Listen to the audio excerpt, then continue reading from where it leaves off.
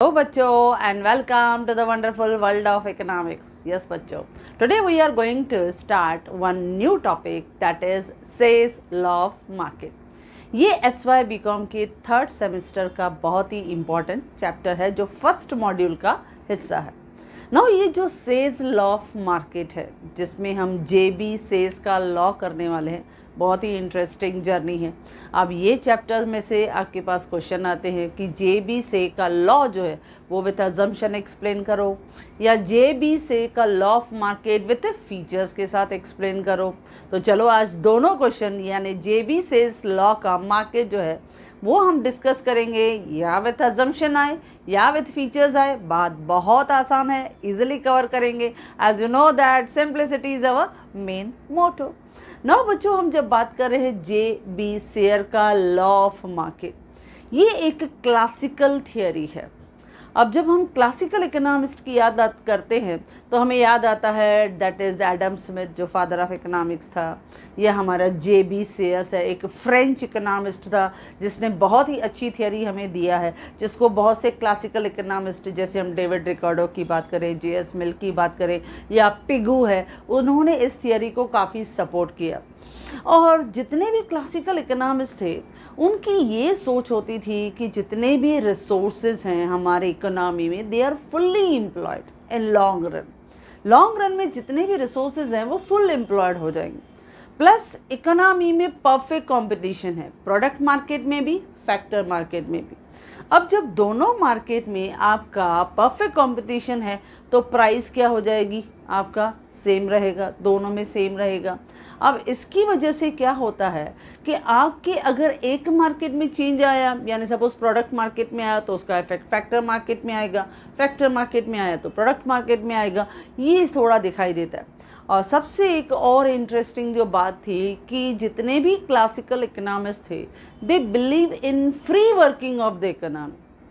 Free working किसको कहते हैं? जहाँ पे प्राइस डिटरमाइंड हो बाय द मार्केट फोर्सेस, यानी demand force and supply force automatically determine the equilibrium price, वो डिसाइड करते हैं. यानी देयर इज नो गवर्नमेंट का इंटरवेंशन. यानी कौन सी पॉलिसी है बच्चों? Less fair policy. कोई गवर्नमेंट का इंटरफेरेंस नहीं है. यानी प्रोड्यूसर्स जो हैं वो अपने मर्जी के हिसाब से गुड्स को प्रोड्यूस करते हैं, डिसीजंस लेते हैं, and buyer they are always free in the market. तो इस तरह से free working of the economy जो है वो मार्केट में दिखाई देती है. अब यहाँ पे जो JB शेयर जिसने ये हमें सेज लॉ ऑफ मार्केट दिखाया, इनका क्या कहना था? जो क्लासिकल इकोनॉमिस्ट है, जो क्लासिकल सोच है, वो ये कहते थे एक तो फुल एम्प्लॉयमेंट. अच्छा, दूसरी चीज़ जो है उनका ये कहना था कि supply create its own demand. ये स्टेटमेंट उन्होंने दिया. यानी JB शेयर का कहना था कि जो सप्लाई हम करते हैं, यानी जो प्रोड्यूसर्स हैं जितना भी अपने लेबर्स को, रिसोर्सेज को एम्प्लॉय करते हैं for producing goods and services, तो जो भी इनकम जनरेट होगी वही इनकम यूटिलाइज होगी इन the form of expenditure for demanding various goods and services. यानी हमारी वो प्रोडक्शन प्रोसेस जो है इतनी इनकम तो जनरेट कर ही लेगा, इतने रिसोर्सेज को एम्प्लॉय तो कर ही लेगा कि वही सेम इनकम जो है वो यूज होगी for spending various goods and services. यानी सप्लाई क्रिएट करेगी अपने डिमांड्स को. यानी ये जो JB शेयर का लॉ था वो दोनों इकोनॉमी में पॉसिबल था क्योंकि ये मोस्टली पॉपुलर था बार्टर सिस्टम में. अब बार्टर सिस्टम की जब हम बात करें, क्योंकि बार्टर सिस्टम जो था वो इस पूरे JB शेयर के समय, उस समय मार्केट का एक इम्पॉर्टेंट जो था वो हिस्सा था. यहाँ जब हम बार्टर सिस्टम देखते हैं तो उसमें क्या था, सिस्टम क्या था? यानी हम गुड्स एंड सर्विसेज को एक्सचेंज करते थे अगेंस्ट गुड्स एंड सर्विसेज. यानी गुड्स हर कोई या सर्विसेज जो थे वो अपने लिए प्रोड्यूस करते थे या at the most for exchanging for others, क्योंकि वो अपने दूसरे वांट्स को सेटिस्फाई करना चाहते थे. भाई सपोज़ अगर किसी के पास सरप्लस राइस है तो वो क्या चाहेगा कि मैं राइस तो है मेरे पास, अभी मेरे पास जो नहीं है मैं उसके साथ एक्सचेंज करूं. अच्छा, ना सिर्फ एक्सचेंज करूं पर उसके साथ साथ मैं दूसरी चीज़ें जो सपोज़ मेरे पास पड़ा हुआ है एक्स्ट्रा, सपोज़ मेरे पास सरप्लस स्टॉक पड़ा भी हुआ है, तो जो जो चीज़ें मैं यूटिलाइज करूँगा उसके एक्सचेंज में वही मेरा सरप्लस गुड्स जो है ऑटोमेटिकली एडजस्ट हो जाएगा, यानी सप्लाई क्रिएट करेगी अपनी डिमांड। यानी मेरे पास अगर राइस है, मैंने कपड़े वाले से कपड़ा ले लिया एक्सचेंज में, क्लॉथ ले लिया, तो मैंने उसको राइस दे दिया। अच्छा, मेरे घर में जो पॉटर है वो पॉट्स लेके आया, मेरे पास राइस पड़ा था, मैंने उसको राइस दे दिया। मैंने वेजिटेबल्स ले लिया, मेरे पास एक्स्ट्रा सरप्लस राइस थे, मैंने राइस दे दिया। ऐसे हर कोई अपनी गुड्स एंड सर्विसेज को एक्सचेंज करता था। इसकी वजह से क्लासिकल इकोनॉमिस्ट को क्या लगता था कि इकोनॉमी में कोई अनएम्प्लॉयमेंट नहीं है और कोई ओवर प्रोडक्शन भी नहीं है, कोई ओवर प्रोडक्शन नहीं है, अनएम्प्लॉयमेंट भी नहीं है, यानी लॉन्ग रन में इकोनॉमी फुल्ली एम्प्लॉयड है। ये सोच थी उनकी। अच्छा, ये तो बार्टर सिस्टम का जो था वो उन्होंने कंसेप्ट जो है वो क्लियर किया था, लेकिन इसके स्पेशली जेबी शेयर के लॉ को उन्होंने मनी इकोनॉमी में, यानी जब मनी को इवोल्व किया गया तभी भी उन्होंने देखा after the evolution of money, तो भी ये सेल्स लॉ जो है वो मार्केट में इफेक्टिवली यूज़ होता था। अब जब हम देखते हैं कि मनी मार्केट की इकोनॉमी में हमने क्या देखा था बच्चों, कि एक तरफ क्या आते हैं हाउस होल्ड यानी कंज्यूमर्स, ओके, ये कंज्यूमर्स हैं एक तरफ आते हैं, और दूसरी तरफ हमें क्या दिखाई देता है, जो फर्म्स हैं यानी जो प्रोड्यूसर्स हैं वो दिखाई देते हैं। अब ये प्रोड्यूसर्स जो हैं जब अपने लेबर्स को फैक्टर इनकम पे करते हैं, फैक्टर की इनकम पे करते हैं, किस फॉर्म में पे करते हैं, या रेंट, अगर हमने उनको लैंड दिया होगा तो रेंट मिलेगा, अगर हम लेबर बन के काम कर रहे हैं तो वेजेस मिला होगा, अगर हमने कैपिटल इन्वेस्ट किया हुआ है तो इंटरेस्ट मिलेगा, and if we are working as a entrepreneur तो we are enjoying the good profits, हमें प्रॉफिट मिल रहा है, बराबर बच्चों। अब वही जो फैक्टर की इनकम है वही हम यूज़ करेंगे for what purpose, for purchasing goods and services, यानी जितने भी गुड्स एंड सर्विसेज हैं उनको परचेज करते समय, यानी मनी इकोनॉमी में भी ये सिस्टम काम कर रहा था। अच्छा, ना सिर्फ काम कर रहा था, अब मेन क्या होता है, जब हम इनकम को अर्न करते हैं तो हमारे इनकम का जो हिस्सा है वो दो पार्ट्स में यूटिलाइज होता है। मेजर हिस्सा फॉर एग्रीगेट डिमांड यानी कंजम्पशन गुड्स के लिए, और दूसरा होता है हमारी इकोनॉमी में सेविंग होता है। अच्छा, अगर सेविंग है भी तो क्लासिकल इकोनॉमिस्ट को क्या लगता था कि वही जो सेविंग है वही सेम आपके जो हाउस होल्ड है उसी सेविंग को वो कन्वर्ट करते थे किसके, इक्वलिटी, दैट इज इन्वेस्टमेंट, यानी वही कैपिटल गुड्स में कन्वर्ट होते थे।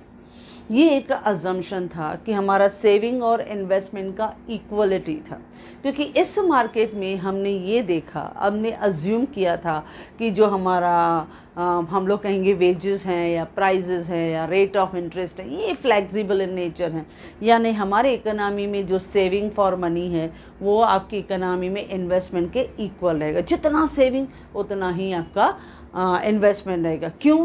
क्योंकि इस इकोनॉमी में यानी उस समय जो सेल्स लॉ ऑफ मार्केट हमें डिसाइड करता था कि जो हमारा रेट ऑफ इंटरेस्ट है ये हमारा मेन डिटर्मिनेंट था उस समय इकोनॉमी में, to decide to bring the equality between saving and investment. तो अगर मनी इकोनॉमी है तो भी जेबी शेयर का लॉ जो था वो इफेक्टिवली काम कर रहा था, अगर बार्टर सिस्टम है तो भी ये लॉ जो था वो इफेक्टिवली काम कर रहा था, यानी जेबी शेयर्स लॉ जो एक क्लासिकल थियोरी थी वो बहुत ही इफेक्टिवली काम कर रही थी लॉन्ग रन में।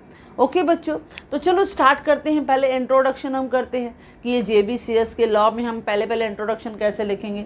अकॉर्डिंग टू जितने भी क्लासिकल इकोनॉमिस्ट हैं उनकी ये सोच थी कि जो मार्केट फोर्सेस हैं it will maintain full employment, वो हमारी इकोनॉमी में फुल एम्प्लॉयमेंट ऑफ रिसोर्सेज कहे, फुल एम्प्लॉयमेंट ऑफ लेबर है, वो हमें दिखाई देता है, and in specially in the long run. और अगर शॉर्ट रन में थोड़ा बहुत अगर हमें अनएम्प्लॉयमेंट होता भी है तो वो टेम्पररी है, क्योंकि लॉन्ग रन में वो डिसअपियर हो जाएगा। ये उनकी सोच थी अनटिल एंड अनलेस जब तक 1930 का ग्रेट डिप्रेशन ऑफ यूएस नहीं आया, क्योंकि उसके बाद सोच बदली।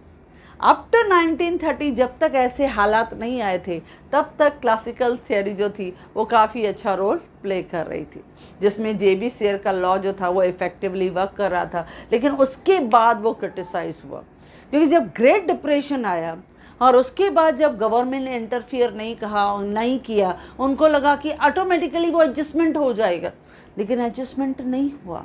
उस फ्री वर्किंग ऑफ इकोनॉमी ने जो पूरे सिस्टम को और इकोनॉमी को डिप्रेशन में डाल दिया, यानी रिसेशन, यानी हमारी इकोनॉमी की इफेक्टिव डिमांड ब्रेक हो गई, इनकम लेस हो गई।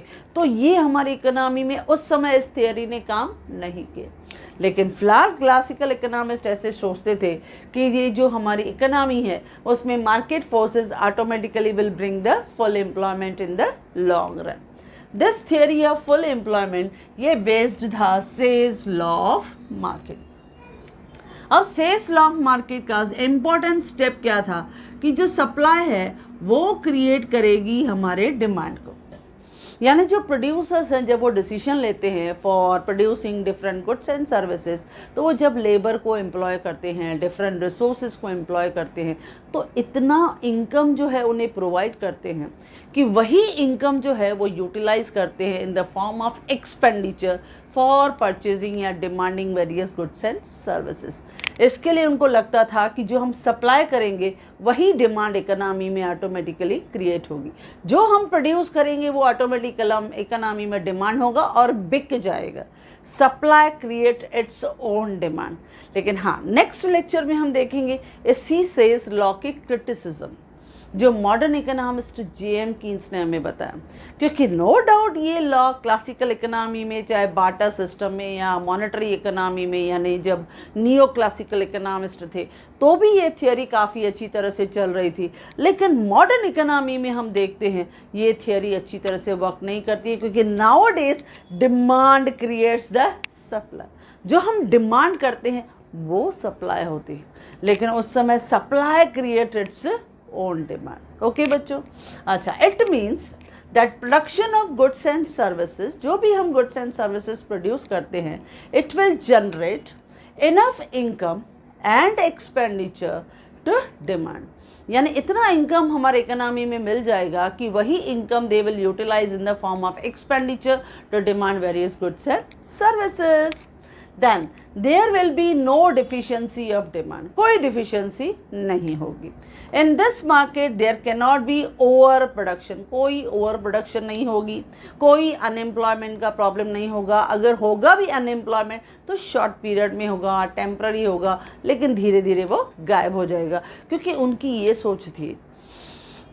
ये सोच था कि जेबी सेज लॉ जो थे उसमें उन्होंने ये सोच रखा था कि ये हम लोग लेने वाले फीचर्स में specially they will consider it कि जो हमारा प्राइस रेट है, हमारे वेजेस हैं, रेट ऑफ इंटरेस्ट है, उसको हम फ्लेक्सिबल रखेंगे। यानी जैसे से फॉर एग्जांपल अगर हमें लगता है कि कुछ लेबर अनएम्प्लॉयड है तो हम क्या करेंगे, वेजेस को मिनिमम करेंगे। जब मिनिमम वेजेस करेंगे तो हम ज़्यादा लेबर को एम्प्लॉय कर पाएंगे। अब ज़्यादा लेबर्स को काम मिल गया तो बट नेचुरल क्या हो जाएगा, अनएम्प्लॉयमेंट का प्रॉब्लम कम हो जाएगा। तो इसके लिए देयर इज़ नो अनएम्प्लॉयमेंट, या कोई ओवर प्रोडक्शन नहीं होगा on account of excess supply of goods and services, क्योंकि जितना हम सप्लाई करते जाएंगे, जितना हम इनकम जो है वो उनको देते जाएंगे, वही इनकम हमें जो है एक्सपेंडिचर के फॉर्म में वेरियस गुड्स एंड सर्विसेज को डिमांड करने में वो यूटिलाइज कर लेंगे। ओके बच्चों, then mostly people spend income on consumption, और बाकी जो बचा हुआ इनकम है वो किस पे यूज़ करते हैं, सेविंग। मेजर हिस्सा हम कंजम्पशन पे खर्चा करते हैं और रेस्ट ऑन सेविंग, और वही सेविंग जो है वो किसके लिए यूटिलाइज होती है, on purchasing various capital goods, और वही इन्वेस्टमेंट में हमारी इकोनॉमी में कन्वर्ट हो जाती है। वो सेविंग और इन्वेस्टमेंट हम अभी डायग्राम के साथ देखेंगे। There is circular flow of national income, जहाँ सेविंग और इन्वेस्टमेंट ऑटोमेटिकली मेंटेन करती है रेट ऑफ इंटरेस्ट। अब ये किस तरह से दिखाई देता है रेट ऑफ इंटरेस्ट जब बच्चों हम देखते हैं, तो लेट्स सी द डायग्राम। हम एक डायग्राम देखते हैं, क्योंकि इस जेबी सेज के लॉ में हम देखते हैं rate of interest play a very important role in determining the equality between saving and investment. अब देखो बच्चों, जब हम बात करते हैं रेट ऑफ इंटरेस्ट, तो ये जो इंटरेस्ट है इट इज़ रिवॉर्ड, ये रिवॉर्ड है फॉर सेविंग, बराबर। अब ये जो इंटरेस्ट है वो दो सेट ऑफ पीपल के लिए यूज़ होता है बच्चों। जब मैं सेव कर रही हूँ अपनी इनकम को, अपने कमाए हुए पैसे को सेव कर रही हूँ, तो उस समय मैं क्या सोचूंगी, अगर रेट ऑफ इंटरेस्ट हाई है तो मैं सेव करूँगी ज़्यादा, अगर रेट ऑफ इंटरेस्ट कम है तो मैं सेव करूँगी कम। यानी रेट ऑफ इंटरेस्ट और सेविंग के बीच में क्या रिलेशन है? डायरेक्ट। तो देखो एक डायग्राम है, मैंने एल का फॉर्मेट लिया है, that is Y O X. X axis पे क्या दिखाया है बच्चों? सेविंग और इन्वेस्टमेंट का वॉल्यूम, और वाई एक्सिस पे मैं क्या दिखा रही हूँ? Rate of interest. अब जब मैं सेविंग की बात कर रही हूँ तो सेविंग हमें कैसे दिखाई देता है? Sloping upward. ये सेविंग कर्व है। सेविंग कर्व स्लोपिंग अपवर्ड क्यों होता है? क्योंकि जब हमारा रेट बढ़ेगा तो हमारी सेविंग भी बढ़ेगी, रेट कम होगा तो हम सेव भी कम करेंगे, और इसकी वजह से इसका स्लोप क्या दिखाई देता है बच्चों? हमें पॉजिटिव, क्योंकि डायरेक्टली रिलेटेड है rate of interest with saving. लेकिन जब हम इन्वेस्टमेंट की बात करते हैं तो इन्वेस्ट कौन करता है? प्रोड्यूसर्स। और प्रोड्यूसर्स इन्वेस्टमेंट तब डिमांड करते हैं जब रेट ऑफ इंटरेस्ट कम हो, यानी कॉस्ट ऑफ बोरोइंग कम हो। जब मुझे कॉस्ट ऑफ बोरोइंग सस्ता पड़ेगा तो I will demand more for investment, तो मैं ज़्यादा डिमांड करूँगी।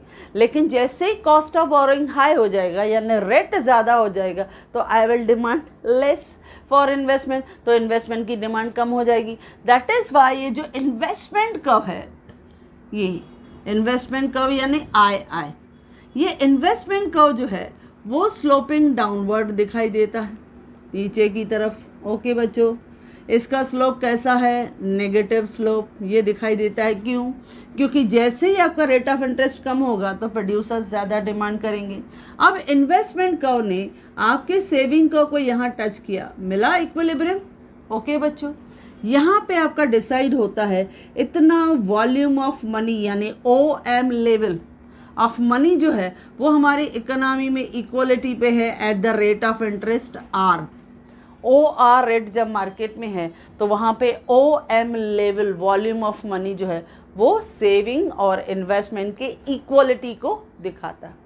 ओके बच्चों, अच्छा अगर हमारी इकोनॉमी में इन्वेस्टमेंट बढ़ा, जैसे इकोनॉमी ग्रो होती है, प्रोड्यूसर्स ज़्यादा जो है इन्वेस्ट करते हैं, सपोज इन्वेस्टमेंट ज़्यादा हुआ तो ये इन्वेस्टमेंट का जो है ये शिफ्ट हो जाता है आगे राइट साइड। ये क्या दिखाता है? This is increase in investment. ये इंक्रीज इन इन्वेस्टमेंट है जो हमें इकोनॉमी में दिख रही है। अब इस इंक्रीज इन इन्वेस्टमेंट में हम क्या देख रहे हैं? अगर ये रेट सेम है तो इस रेट पे हमें मिल रहा है एक नया इक्विलिब्रियम E1। अब यहाँ पे आपके इकोनॉमी में हम देख रहे हैं इतना वॉल्यूम ऑफ मनी एक्स्ट्रा है, एक्सेस है, एक्सेस इन्वेस्टमेंट है। तो इसके लिए उस एक्सेस इन्वेस्टमेंट को सेविंग के इक्वलिटी करने के लिए हम देख रहे हैं ये जो हमारा I1 हमारा इंक्रीज इन, हमारा जो इंक्रीज इन इन्वेस्टमेंट है, इसने सप्लाई कर्व को कहाँ टच किया बच्चों? एसेट कर्व को, that is at E2 level. अब आप देख रहे हो यहाँ पे हम देख रहे हैं इस लेवल पे आपका जो वॉल्यूम ऑफ मनी है कम डिमांड हुआ। क्यों? क्योंकि रेट ऑफ इंटरेस्ट ज़्यादा हो गया, रेट बढ़ गया, दैट इज R1। क्योंकि हमें इक्वलिटी लानी है। पहले हम किस पे थे? I1, और इस I ने यानी इन्वेस्टमेंट कर्व ने सेविंग कर्व को जहाँ टच किया वहाँ इक्वलिटी था। यहाँ पे investment was equal to supply, यहाँ था। लेकिन जैसे ही इन्वेस्टमेंट लेवल बढ़ा तो इन्वेस्टमेंट कर्व शिफ्ट कहाँ हो गया बच्चों? राइट साइड शिफ्ट हो गया। इस राइट साइड शिफ्ट होने की वजह से इस सेम रेट पे हमारे पास इतना एक्सेस इन्वेस्टमेंट था, अब उसको सेविंग की इक्वलिटी पे लाना था, तो we reach at the new equilibrium, saving का इक्वलिटी। अब इस E2 लेवल पे भी हम क्या देखते हैं? Saving is equal to investment. अब जब हम इक्वलिटी में लाया तो हमने क्या देखा? रेट ऑफ इंटरेस्ट हाई हो गया, यानी हमारी इकोनॉमी में रेट ऑफ इंटरेस्ट बढ़ गया। इस तरह से हमारे सेल्स लॉ ऑफ मार्केट में ऑटोमेटिकली रेट ऑफ इंटरेस्ट जो है ये इम्पॉर्टेंट डिटर्मिनेंट की तरह काम करता है। ओके बच्चों, जो हमें यहाँ पे दिखाई देता है। अच्छा, अब यहाँ पे जब इस तरह का सेल्स लॉ ऑफ मार्केट काम करता है तो हम देखते हैं इस मार्केट में यानी JB शेयर के थियरी में अजम्पशंस क्या हैं बच्चों इसमें।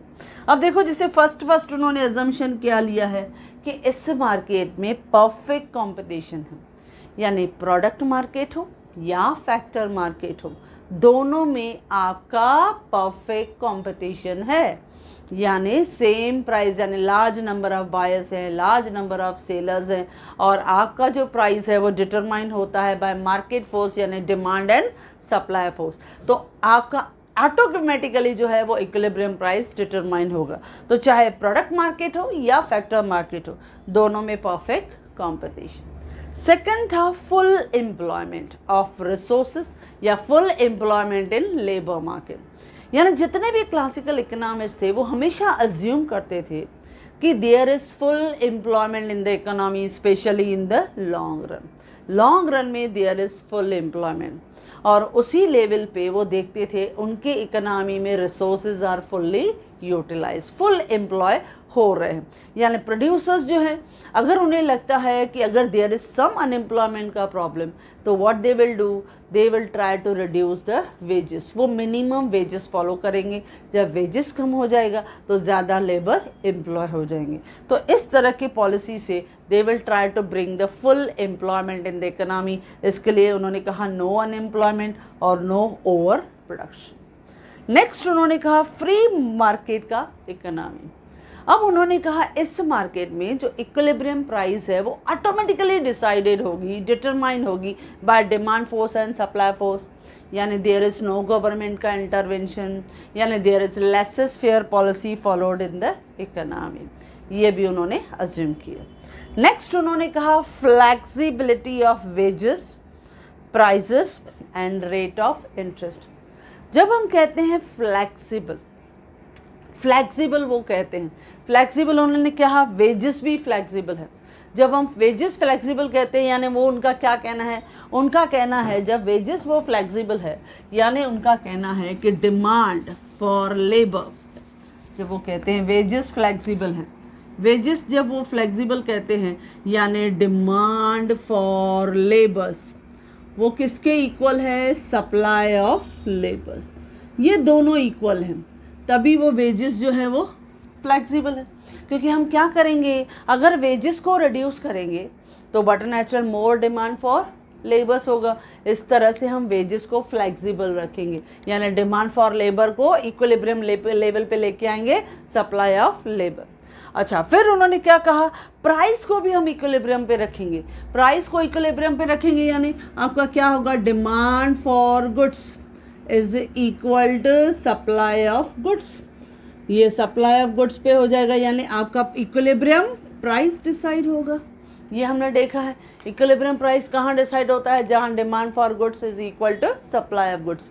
यह उन्होंने कहा रेट ऑफ इंटरेस्ट जो है वो भी फ्लेक्सिबल है, यानी हमने यहाँ पे देखा इक्विलिब्रियम कैसे लेके आए। जब हम कहते हैं रेट ऑफ इंटरेस्ट जो है वो भी फ्लेक्सिबल है, यानी यहाँ पे हम क्या देखते हैं, demand for money MD is equal to supply of money, demand for money is equal to supply of money. यानी हम क्या देखते हैं, डिमांड फॉर मनी यानी investment is equal to supply of money यानी इज इक्वल टू सेविंग, यानी supply और investment भी क्या होगा बच्चों, इक्वल होगा। इस तरह की स्ट्रेटजी हमें इस मार्केट में दिखाई देती है, यानी सब इक्विलिब्रियम लेवल पे हमें अचीव होगा। यानी अगर वेजेस में हमें देखना है वो भी फ्लेक्सिबल हम कर सकते हैं, यानी चेंज कर सकते हैं। अगर देयर इज सम अनएम्प्लॉयमेंट का प्रॉब्लम तो हम क्या करेंगे, मिनिमम वेज प्रोग्राम को फॉलो करेंगे और ज़्यादा से ज़्यादा लेबर को एम्प्लॉय करेंगे। Till then demand for labour is equal to supply of labour. जब हम प्राइस का इक्विलिब्रियम देखते हैं तो वो भी फ्लेक्सिबल है, क्योंकि demand for goods is equal to supply of goods. जब हम रेट ऑफ इंटरेस्ट का इक्विलिब्रियम में फ्लेक्सिबिलिटी देखते हैं, चेंजेस देखते हैं, यानी demand for money is equal to supply of money, यानी MD is equal to MS। और ये हम बहुत से चैप्टर्स में कर चुके हैं, और इसमें हमें क्या दिखाई देता है, investment is equal to supply. तो ये है अजम्पशन जो हमें इस मार्केट में दिखाई देता है। एक और अजम्पशन है, वो हमें क्या दिखाई देता है, direct relation between money wages and real wages.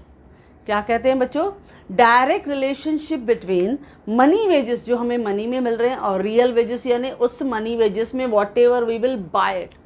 तो देखो ये डायरेक्ट रिलेशन है, और वो कैसे है, क्योंकि शुरू से हम देख रहे हैं कि ये जो क्लासिकल इकोनॉमिस्ट हैं, चाहे हमारा JB शेयर हो या हमने JS मिल देखा या AC पिगू है, इनका क्या कहना है, उनका अज्यूम्ड है कि जो प्राइस है it will remain constant in product market as well as in factor market. बार बार ये कह रहे हैं प्रोडक्ट मार्केट में भी प्राइस सेम, फैक्टर मार्केट में भी प्राइस सेम। जब दोनों में प्राइस सेम होगा तो इसकी वजह से क्या होगा, अगर हमारे मनी वेजेस में चेंजेस आएगा तो but natural same changes factor market में भी आएगा क्योंकि दोनों कांस्टेंट है। अगर मनी वेजेस में चेंज आया तो आपके फैक्टर मार्केट में भी चेंज आएगा। इसकी वजह से अगर मनी वेजेस बढ़ा तो रियल वेजेस भी बढ़ जाएगा, मनी वेजेस कम हुआ तो रियल वेजेस भी कम हो जाएगा। इसके लिए उन्होंने क्या कहा, direct relationship between money and real wages. Okay बच्चों, नेक्स्ट है, कभी कभी ये आता है, सपोज ये क्वेश्चन आया एक्सप्लेन जेबी शेयर का लॉ विथ अजम्पशन, तो आपको जेबी शेयर का लॉ विथ डायग्राम और ये अजम्पशन की 5 पॉइंट्स लिखनी है। ओके, और अगर उन्होंने कहा एक्सप्लेन जेबी शेयर का लॉ विथ फीचर्स, उन्होंने कहा विथ फीचर्स के साथ, तो भी आसान है बच्चों। आपने वैसे ही इंट्रोडक्शन लिखा, क्या है शेयर्स का लॉ कि supply creates it's own demand, फिर उसका एक्सप्लेनेशन लिख के विथ डायग्राम के साथ और कुछ फीचर्स को हमें एक्सप्लेन करना है। अब देखो फीचर्स भी हमने कंप्लीटली हमने कर लिया। देखो जैसे फर्स्ट हमने क्या देखा, फर्स्ट देखा कि over production is not possible, क्योंकि इस इकोनॉमी में यानी जब जेबी शेयर का लॉ, चाहे वो बार्टर इकोनॉमी में देखें या मनी इकोनॉमी में देखें, दोनों सिचुएशन में, दोनों सर्कमस्टांसेस में हम क्या देखते हैं, ओवर प्रोडक्शन पॉसिबल नहीं है। क्योंकि हर कोई जो प्रोड्यूस करता है वो प्रोड्यूस करता है फॉर देयर सेल्फ कंजम्पशन, या सेल्फ कंजम्पशन के लिए, या तो वो एक्सचेंज करेगा किसी और के साथ। तो इससे क्या होगा, ऑटोमेटिकली एडजस्टमेंट इकोनॉमी में होता जाएगा। ये अजम्पशन था, तो ये स्पेशली हमें जेबी शेयर के लॉ में दिखाई देता था। नेक्स्ट है production will create market for goods, हमें ये भी दिखाई देता है इसमें। जब हम कहते हैं production create market for goods, यानी जो प्रोड्यूसर्स प्रोड्यूस करते हैं goods with the help of 4 factors of production, बराबर, जब वो 4 फैक्टर्स ऑफ प्रोडक्शन को यूज़ करके प्रोडक्शन करते हैं तो उन्हें इनकम देते हैं। जिससे लैंड के लिए उन्होंने रेंट पे किया, लेबर को वेजेस पे किया, कैपिटल को इंटरेस्ट पे किया। ओके, जब ये फैक्टर्स ऑफ प्रोडक्शन को पे कर रहे हैं तो उनकी फैक्टर्स की इनकम जनरेट हो रही है ना बच्चों। वही इनकम जो है, वही आपका वेजेस, वही आपका रेंट, वही आपका इंटरेस्ट, वो उनकी इनकम यूटिलाइज होगी for demanding various goods and services. तो इस तरह से गुड्स के लिए मार्केट अपने आप बढ़ जाएगा, यानी what ever they will supply, उसके लिए उनको डिमांड सामने से रेडी होके बन के मिलेगी। ये उन्होंने अज्यूम किया था, यानी production create market for goods, वो उन्हें मिलेगा। या सेविंग और इन्वेस्टमेंट का इक्वलिटी, जैसे हमने यहाँ पे देखा, यानी इस मार्केट में जो रेट ऑफ इंटरेस्ट है वो वेरी इंपॉर्टेंट डिटर्मिनेंट है to bring the equality between saving and investment. हाँ, अगर इन्वेस्टमेंट बढ़ा तो आप देख रहे हो आपका रेट जो है वो बढ़ रहा है, there is rise in the rate of interest, वो बढ़ रहा है। और अगर सेविंग बढ़ी तो there is fall in the rate of interest, यानी अगर if investment is exceed the saving तो रेट ऑफ इंटरेस्ट हाई हो जाएगा। लेकिन अगर सेविंग अगर बढ़ गई then as compare to investment तो रेट ऑफ इंटरेस्ट फॉल हो जाएगा। लेकिन there must be equality between saving and investment. Okay बच्चे, नेक्स्ट है barter system as its base. क्योंकि जेबी शेयर ने जब ये लॉ बनाया था तो ये मोस्टली यूजफुल था, उस समय यूटिलाइज हो रहा था इन बार्टर इकोनॉमी में। अब जब हम बार्टर सिस्टम की जैसे मैंने बात की, वहाँ पे क्या था, goods were exchange against the goods, कि जो मैंने सपोज अपनी इकोनॉमी में प्रोड्यूस किया, if I am a farmer, मैंने राइस को ग्रो किया, तो वो जो राइस है वो मैंने ग्रो किया, वो मेरे पास गुड्स है, तो वो मैं अपनी दूसरी ज़रूरतों को सेटिस्फाई करने के लिए दूसरों से एक्सचेंज करूँगा। अगर किसी सामने वाले से एक्सचेंज नहीं हुआ तो मैं किसी और से करूँगा, लेकिन एक्सचेंज करूँगा और बहुत सारी गुड्स एंड सर्विसेज को सेटिस्फाई करूँगा, तो वो ऑटोमेटिकली इकोनॉमी में एडजस्ट हो जाएगा। तो इस तरह से बार्टर सिस्टम उसका मेन बेस था। इसके लिए there is no over production. Then rate of interest, ये भी इकोनॉमी में इम्पॉर्टेंट रोल प्ले कर रहा था, वेरी इंपॉर्टेंट था कि अगर इन्वेस्टमेंट ज़्यादा है तो रेट ऑफ इंटरेस्ट ज़्यादा, अगर सेविंग ज़्यादा हो रही है तो रेट ऑफ इंटरेस्ट कम। तो ये भी ग्रेटली अफेक्ट हो रहा था हमारी इकोनॉमी में। और दिख रहा था लेबर का मार्केट।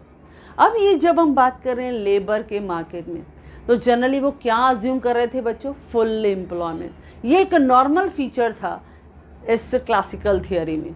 उन्हें क्या लगता था कि इस लॉन्ग रन में जो भी आपका लेबर है वो फुल्ली एम्प्लॉयड है, फुल एम्प्लॉयमेंट ऑफ रिसोर्सेज है। क्यों? क्योंकि by giving they minimum wages they can employ more labours. इसकी वजह से there will be no unemployment का problem in the long run. इसके लिए लेबर मार्केट भी फुल्ली एम्प्लॉयड था। तो इस तरह के फीचर्स जो हैं वो हमें JB-शेयर्स के मार्केट के थियोरी में देखते हैं। ओके बच्चों, तो या तो ये क्वेश्चन JB शेयर आएगा विथ अजम्पशन या आएगा JB share with the features. जैसे क्वेश्चन आया आप लिख सकते हो। ओके बच्चों, तो इस तरह से ये 5 आपके फीचर अजम्पशन है, यानी perfect competition, full employment, free market की इकोनॉमी, फ्लैक्सिबिलिटी है वेजेस में, प्राइजेस में और रेट ऑफ इंटरेस्ट में, और डायरेक्ट कनेक्शन है with the money wages and real wages. ये आपके मेन अजम्पशन है। और अगर फीचर्स देखें तो वो भी इससे ही कंसल्ट है। ओवर प्रोडक्शन पॉसिबल ही नहीं है, ये उनकी अजम्पशन था। प्रोडक्शन क्रिएट करेगा automatically demand for goods. Then saving और इन्वेस्टमेंट की इक्वलिटी रहेगी।